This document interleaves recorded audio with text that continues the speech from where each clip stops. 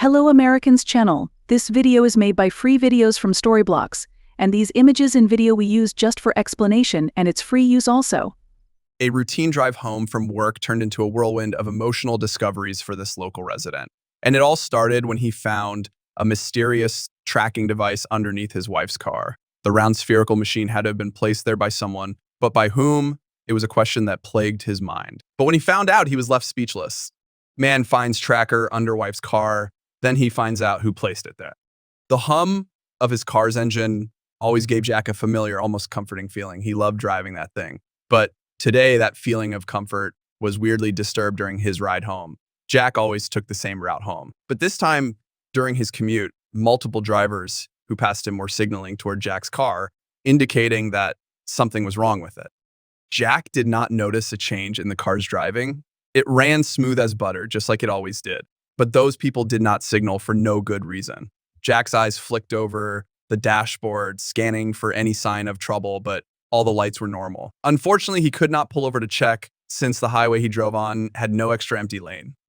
After a while, the signaling stopped, and Jack even thought he had imagined the whole thing. He had a long day at work and was exhausted. Maybe his tired mind was just playing tricks on him. Let's just get home, and then I will check the car there, he said to himself. But even though he spoke those words, it was hard to shake the feeling that something was wrong. Jack pulled into his driveway, relieved to finally be home after a long day. The garage door whirred as it opened automatically, a familiar sound that brought comfort. As the car rolled forward, he sighed, grateful to have made it back without something breaking on his car. Yet, despite the relief, a strange, uneasy feeling still lingered in his stomach, refusing to fade away. Jack pulled into the garage, parked, and turned off the engine. For a moment, he sat still, letting the quiet wash over him, trying to push away the unsettling feeling from before. It's nothing, he thought. But as he opened the door and stepped out, Jack noticed a faint red light blinking from under the car, its rhythm cutting through the darkness, filling the room with a red glow. Jack's heart skipped a beat as he leaned forward, staring at the illuminating bottom side of his car. His mind raced, trying to make sense of it. Could it be a malfunctioning part? If so, he hoped it would be an easy fix. But deep down, he knew better. There was something off about that flickering light. There was something there that shouldn't be there. He could just feel it.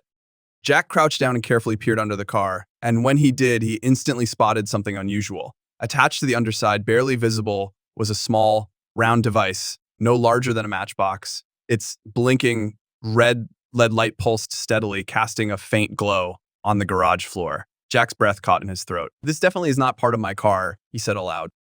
Jack reached out with a slightly trembling hand and carefully removed the device. He lifted it, examined it closely, and turned it over in his hands multiple times. As he inspected it, a low battery indicator flashed on the side. Jack guessed that this was why the light had been blinking, but the faint glow didn't answer his question. Why was this thing underneath his car in the first place? Jack stared at the strange device in his hand, puzzled by its presence. What was it and who could have put it there? It didn't look like anything that belonged in his car, so someone had to have put it there, right? Could someone be tracking him? Was he being watched? The thought seemed ridiculous, yet the evidence in his hand told a different story. He took a deep breath, trying to calm his thoughts. He needed to approach this carefully and figure out what was going on. There had to be a logical explanation, something he hadn't considered yet. Pulling out his phone, he snapped a picture of the unfamiliar device and ran on a reverse image search. Unfortunately, the results confirmed his suspicions within seconds. It was a GPS tracking device.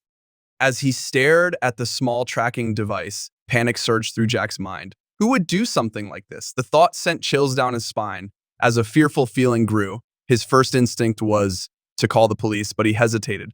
What if the person who planted it was nearby, watching his every move? A police response might only draw attention.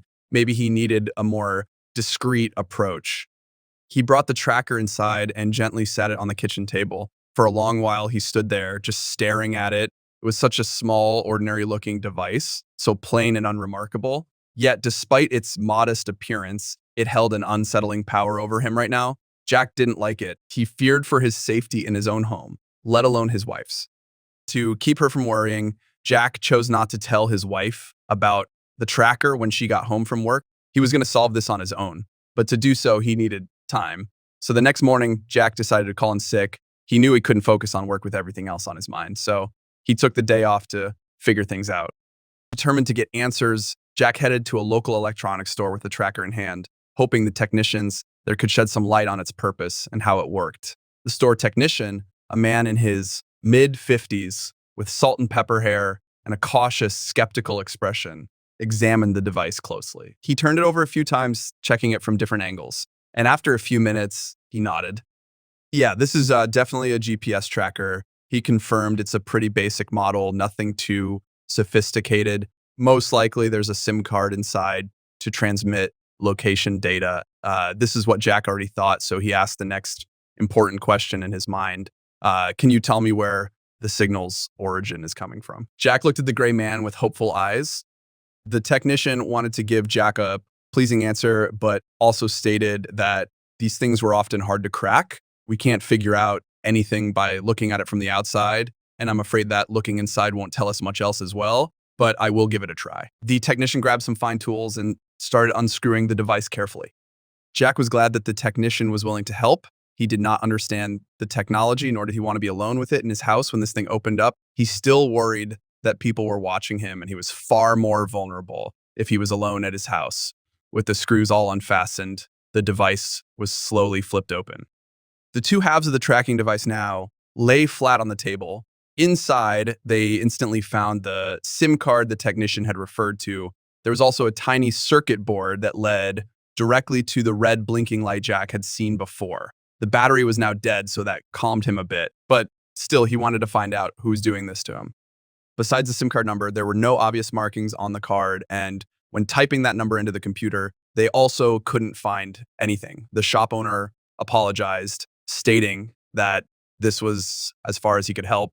If you want to know more, I'm not your guy. I hope you find what you're looking for, sir. Jack thanked the man for his help and took the device and the written down number home. Jack was on his own again, but he wasn't going to give up. He was determined to get to the bottom of this. Jack's search took him to various places. He searched tech forums online, called phone service providers, and even a few private investigators were contacted. Jack was relentless and determined to find out who was behind this, but every lead seemed to hit a dead end. The SIM card was untraceable, and the device itself was too generic to be linked to any specific seller. It was as if whoever had placed it had gone to great lengths to cover their tracks. But why him? What made him so special that he needed to be followed? Jack's frustration grew with each passing day. He couldn't shake the feeling that he was being watched and lived in nervous fear all day, that someone was always one step ahead of him. He found himself glancing over his shoulder more often, scanning the street for any sign of a suspicious car or a lurking stranger. But he never saw a single person.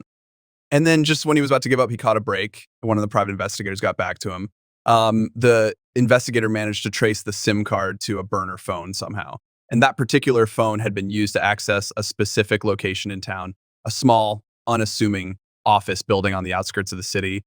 Jack's heart raced as he drove to the address using his neighbor's car that he borrowed. He figured that whoever was doing this to him would probably recognize Jack's own vehicle and see him coming. With the tracker now empty and in his jacket pocket, he parked a few blocks away and approached the building on foot, trying to appear casual. The building stood plain and unremarkable, blending seamlessly into its surroundings. There were no signs, logos, or hints of what might be inside, giving it an eerie look. Jack approached cautiously, his eyes scanning the structure for any clues. He eventually decided to slip around to the back, hoping to find an entrance hidden from view where he could quietly slip inside without attracting unwanted attention. Jack discovered a slightly open service entrance, inviting him to slip inside. As he stepped through, he found himself in a dimly lit hallway where the light from outside hardly reached. The air was filled with the smell of cleaning products, but other than that, it appeared completely abandoned. Jack strained his ears, alert for any faint sound that might signal the presence of someone nearby. Jack wandered through the building, trying to keep his footsteps as quiet as possible. Turning a corner, he noticed a door with a sign that read maintenance. Curiosity tugged at him, and he reached for the handle, only to find it locked. A faint, steady hum drifted out from behind the door, filling the silence. The sound was strange and unsettling, making his pulse quicken with anticipation.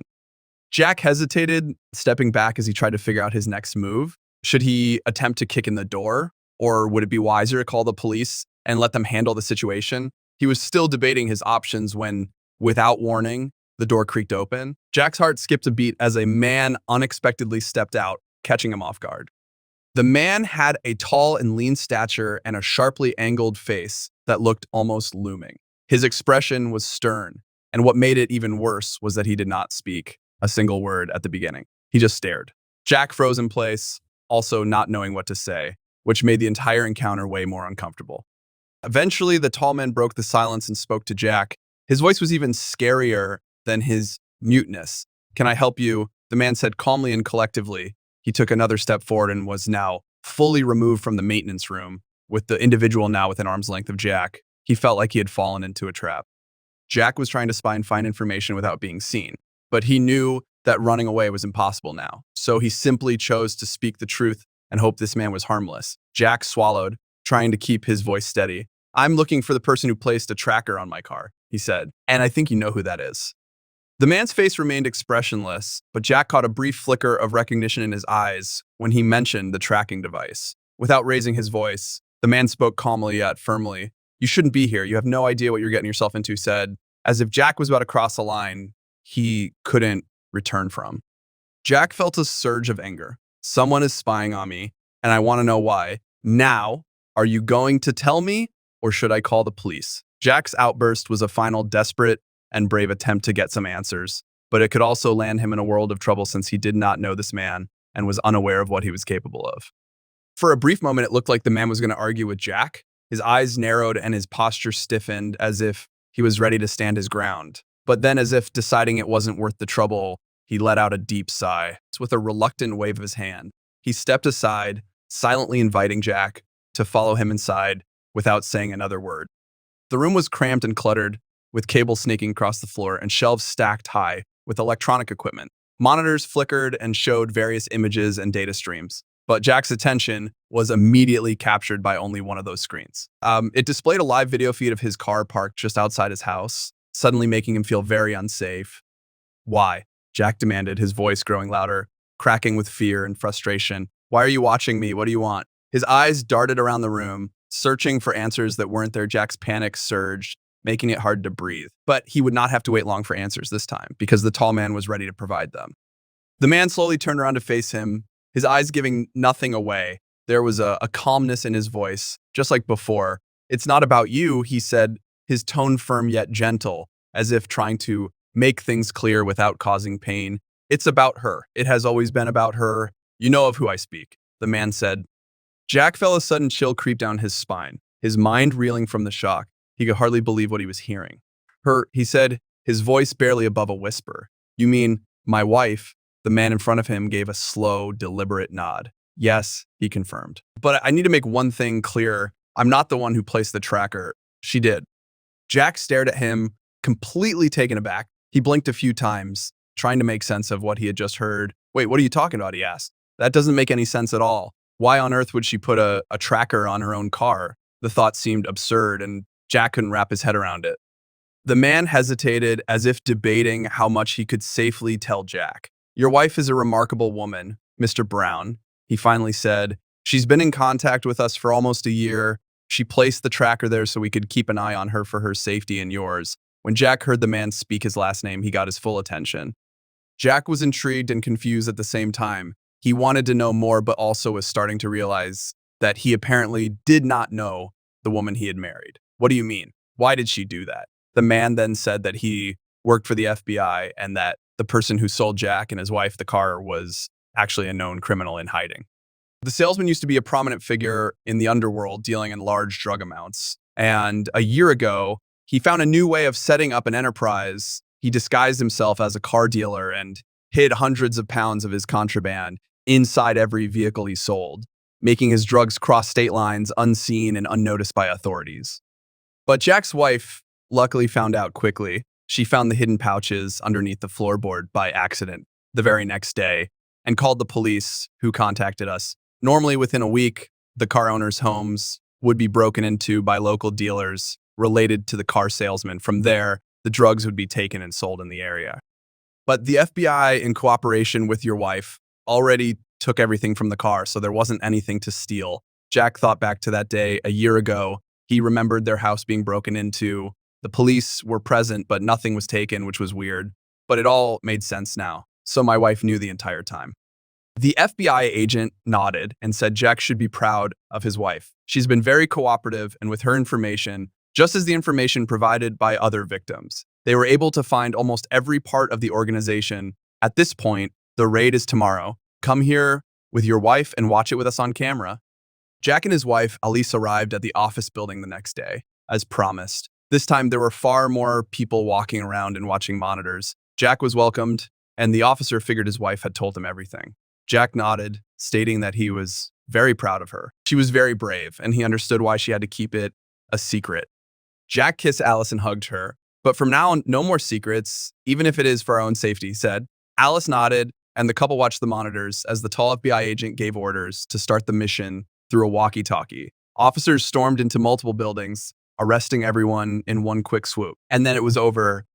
Jack and Alice were safe, and there was no longer a need for a tracking device. Jack was happy and couldn't believe it all had gone down without him ever knowing about it. But even though he was just part of a small section of the operation, he felt that the experience made his appreciation for life and his wife grow even further. In the days that followed, Jack reflected on this bizarre and dangerous situation. Realizing that his wife had silently protected him made him proud and deeply grateful for her presence. He admired her courage and resilience, understanding now that her actions had kept them safe. Despite the secrets, he felt closer to her than ever, knowing they'd overcome this together. With the raid complete and the threat eliminated, life slowly returned to normal. The strange anxiety Jack once felt melted away, replaced by a newfound sense of peace. He and Alice spent more time together, cherishing their quiet moments and enjoying the simple routines they once took for granted. Jack realized that trust and love could light the way forward, even in the darkest times.